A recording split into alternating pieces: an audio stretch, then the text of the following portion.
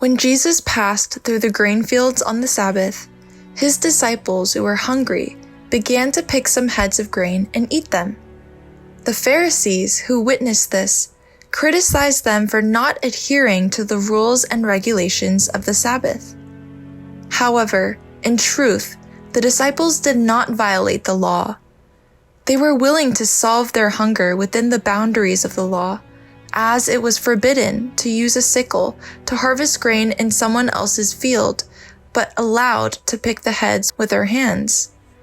However, the Pharisees who prioritized their tradition over the law itself considered the act of rubbing the grain with their hands and blowing away the peel with mouths as labor. Consequently, they condemned the disciples for violating the Sabbath.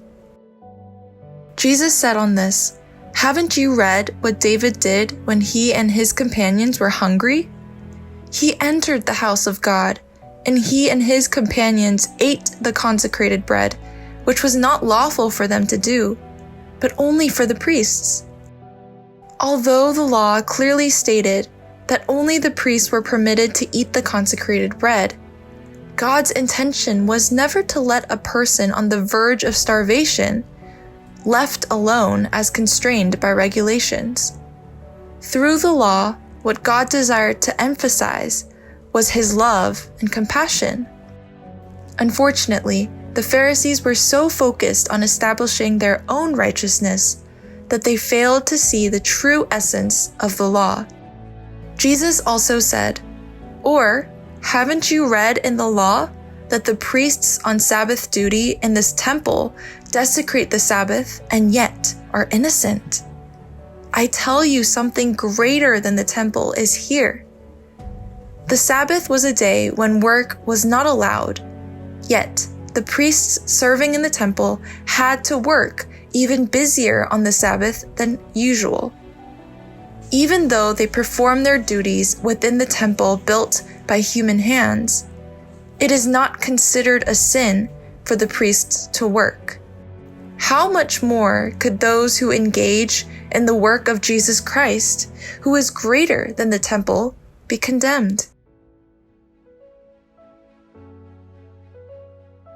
If you had known what these words mean, "I desire mercy, not sacrifice," you would not have condemned the innocent. This is the truth. What God desires from us is to love God and love our neighbors in the same way. While the Sabbath outwardly appears as a day of celebrating God's creation and rest, it goes beyond that. Within this celebration lies God's compassion and consideration for humanity. Ever since the fall of Adam, human beings have been destined to face challenging lives for survival. Hence, God has provided the Sabbath as a time of rest for these individuals, while also fostering within them the hope to anticipate true rest someday. The rest and joy symbolized by the Sabbath have already come upon our spirits through Jesus Christ. Now, our hope is to enter the kingdom of eternal rest and joy in our eternal bodies. The church is where those who hold this hope of resurrection gather to express gratitude for the grace of the Lord and share the love and compassion they have received. Especially, the church fulfills the love towards God and each other according to his commandments. Therefore, on the Lord's Day, we gather to celebrate the Lord's resurrection, express gratitude for his grace, and practice love. This is not a forced behavior based on regulations, but an expression of our love towards God as those who have received his mercy.